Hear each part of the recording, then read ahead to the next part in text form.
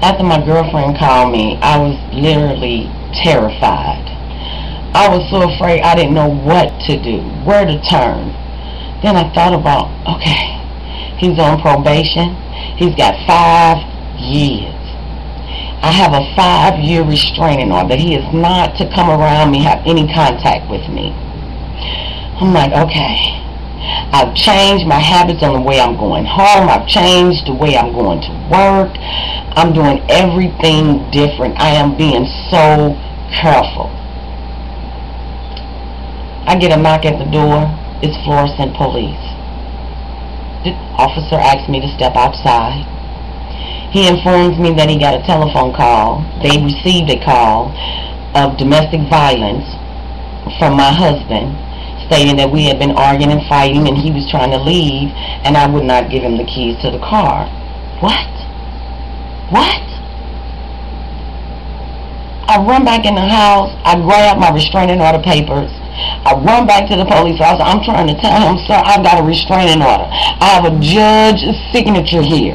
He has no right to any of my possessions. He has no right around me. I have a 5-year export. Hey, police officer wasn't hearing that. He said, ma'am, in the state of Missouri, you all are married. This is, what's his is yours, what's yours, what's his is yours, what's yours is his. All I could do was just break down and start crying. A brand new car I just bought, loan in my name and my name only, insurance in my name and my name only.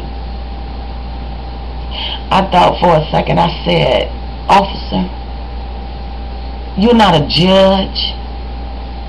We're not in a courtroom. You do not have the authority to divide community property. But I tell you what, you go ahead and tell Stevie to come on and move it. Because as soon as he moves it, I'm going to sue you and the city of Florissant. That officer turned around and he just walked away. I'm being stalked. He even found me, cutting up my tires, busting out my windows. He coming up to my job, threatening me, bitch, I'm going to whoop your motherfucking ass, bitch. I am running to his probation officer, taking her pictures, telling her what's going on, what he's doing to me. And all she's saying to me is, I'm going to talk to him. He'll be in my office this week, I'm going to talk to him. That's all I've been hearing since he's been out of jail, is I'm going to talk to him. But he's dropping dirty for cocaine, a violation of his probation. He's gambling, a violation of his probation. He is coming in contact with me, a violation of his probation. He's writing bad checks of restitution to the Department of Probation and Parole, a violation of his parole. And his probation officer told me, all I'm going to do, I'll talk to him. When are you going to do your job? Once I figured out the law was not going to help me, I couldn't go to a safe house because I had a 13-year-old son at the time. They do not take you if you have a teenage male son. I couldn't afford to be staying in hotels. So I made a decision. I sent my son back to South Carolina to his father. Because I could not take the chance that this man would kill me and my child. Now I am waking up every morning. I've lost both of my children. Both of them. Michael Basin, I listen to you every day. I am so grateful that you are an advocate for domestic violence. But I need you to come down off of that mic and off of your high horse and sit down with a woman that has been abused for 9 years. That's been mentally, spiritually, physically, and financially abused. Look at how many times she's been admitted into the hospital. We make a lot of decisions that haunt us later in our lives. I plead with you, Michael, don't you ever, as long as you on the air, tell another woman to get up and leave. I listened to you that day with that young lady riding around in her car. I tried to get in, I tried to get in, and I tried to get in. Michael, what you don't understand, that is the most dangerous time of our lives. This is research that has been documented. We are their property. They own us, Michael. They gonna hurt me, you, and anybody else that's gonna get in their way of stopping them or keeping them for what they believe is theirs. Now, if you're willing to go the long haul, then I want your help.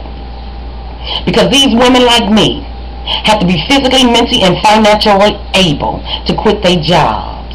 Because you can no longer work at that job no more because he knows where you are. You got to pull your children out of school. Now you finna deal with the law and courts.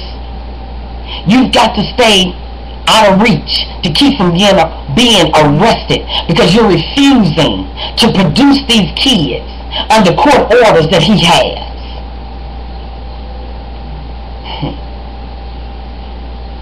So our lives are turned upside down. So no sir, we cannot just get up and walk away.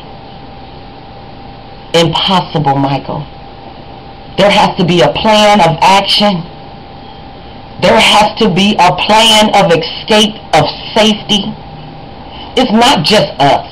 If we have children, that's the first thing we've got to think about, our children.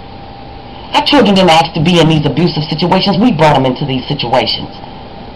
So we've got to think about them, Michael. We really do. And I'm asking you, you really gung-ho about domestic violence? Contact LaCreasia Turner.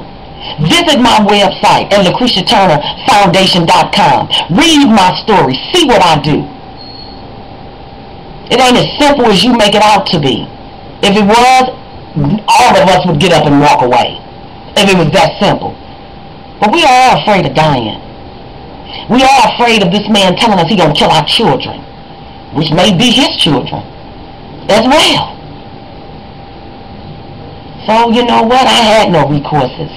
So LaCreasia decided and convinced herself, you're not sleeping, you're losing weight, you're not eating. You need to bring him home to keep him close to you so you can be safe. I was a fool. I was in danger whether he was sleeping right next to me or whether he was out there in the street. I never slept comfortably as long as he was in the house. I never slept comfortably even when he was out in the street. I was married to the man 9 years. Never, ever have I been in the same house with him for 30 days. It was always 3 weeks into the month he was whooping my ass, packing his clothes and leaving. For weeks, sometimes months. Yes, I got excited and happy when he would leave. But then at the same time, fear was there. Because he wasn't really gone. He was breaking in and out of the house, setting booby traps, stalking me, calling me and threatening me. Peace didn't last long. It did not last long. Everything I tried didn't work. The police wouldn't help me. His probation officer wouldn't help me. Safe houses turned me away because I had a son. What was I supposed to do? Give me an answer, Michael. Tell me what was I supposed to do. You can't tell me. Because you ain't walked 10 minutes in my shoes. You ain't been beat down like an animal. You ain't been disgraded. Because you're a man. I married a coward. He wouldn't stand toe-to-toe with you for nothing, Michael Baisden. And no other real man. Because I don't believe real men hit women. And if you're fighting a woman, you are a coward. You're less than a man. It's sad that you need somebody to beat on all the time to make you feel empowered. You ought to feel empowered enough just because you're a man can provide a home and be a man and be a father to your children. But that's not validating you as a man. Validating you as beating on a homeless little woman because the spaghetti wasn't right. She got home 5 minutes late. Somebody